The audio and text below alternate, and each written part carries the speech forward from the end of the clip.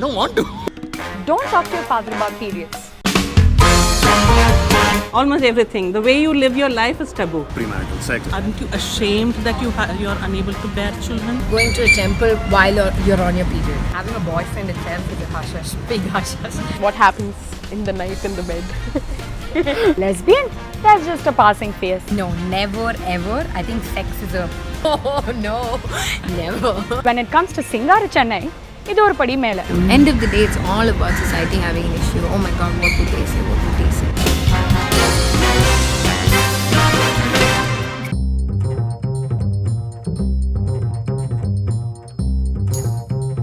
I was getting married and I still did not know, I was not told that getting pregnant and getting your periods had something in common. You wouldn't believe my brother ended up having the conversation with me. He and I discussed how periods worked, and he's like, this is going to happen and this is what happens inside your body. The physical changes are going to be like this. You might put on weight, you'll be like this, like that. And I'm so glad that I had that conversation with my brother rather than my mom. They saw me erratic.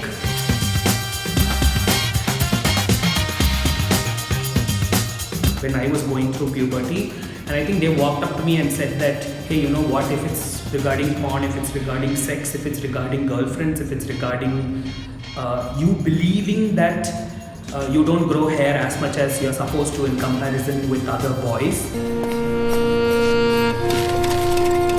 Honestly, I didn't even know there were pads and what they were used for. So the blue fluid was just a part of that mystery. I thought it was a detergent. And once we found out, we're like, okay, really? Is that how you want to represent it? We used cloth.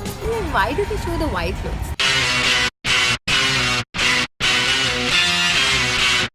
I don't know, I just didn't feel it was fair to blame cranky behavior on anything in particular, because if somebody does that to me, I get really pissed off. So I'm assuming that's the same for the women too. Our guy friends in school, they probably like, dude, you need to stop PMSing.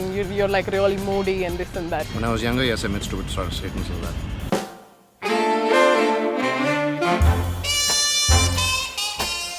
You know, the talk of, you know, what happens in the night in the bed. No, never ever. I think sex is a word which never comes up in my family. Oh no, never. No, if puberty was out of bounds, you can imagine where sex could have been. No. Never. Kushwant Singh wrote, apart from serious literature, adult comedy. I picked up my vocabulary from there, and that's when I think my dad tapped on the fact that I was curious, and he just needed to just supply the ingredients and I would get clarity, and if I wanted to do something, I would always ask him. So this kind of happened when we went for Dirty Picture. So when we went for Dirty Picture, I watched, unfortunately, I was sitting between my mom and dad and we were watching the movie, and I laughed for every single sex joke. When I was a kid, you try and ignore the fact that, you know, your parents are sitting next to you. Be very quiet, don't react to anything.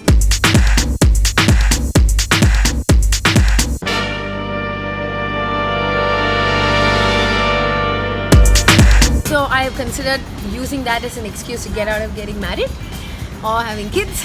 We never have these talks with our parents, right? So it is so difficult for us to understand that, you know, how they're going to react. They probably lock you up in a room. They would probably think it's a phase. First they'll ask me what it means, because according to them it means only men and women. So to tell them about it, I have to educate myself to give them it. But they'll be like, no, you're wrong. I think you're just confused. What works for you works for you. It's sexual orientation, it's not a choice, right? So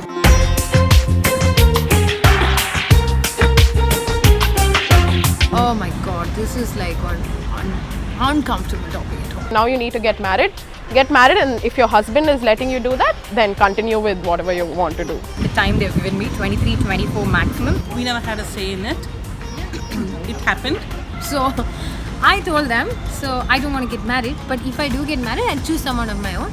So that may not be a nair. Okay, it might not be a nair.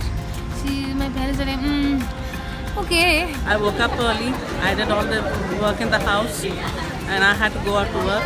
He was also working, but he could wake up late and he could sit and watch TV. Cooking is therapy. dal fry. Go through phases. So the last most fancy one I made was I made a sweet with chicken. a weird fusion. can make Maggie and maybe omelette. And really not interested in cooking.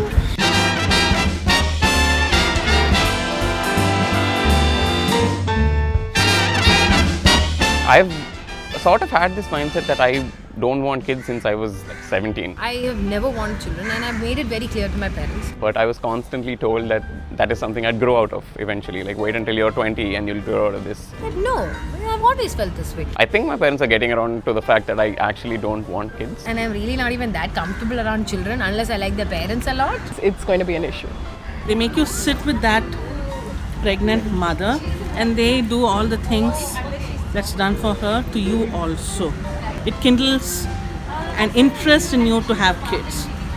I don't know what the logic behind it was, but I used to hate it. I'd like to adopt children. When the doctor suggested, why don't we carry out treatments for Shankar, we were shouted at, there can be nothing wrong with the male. It has to be with a woman.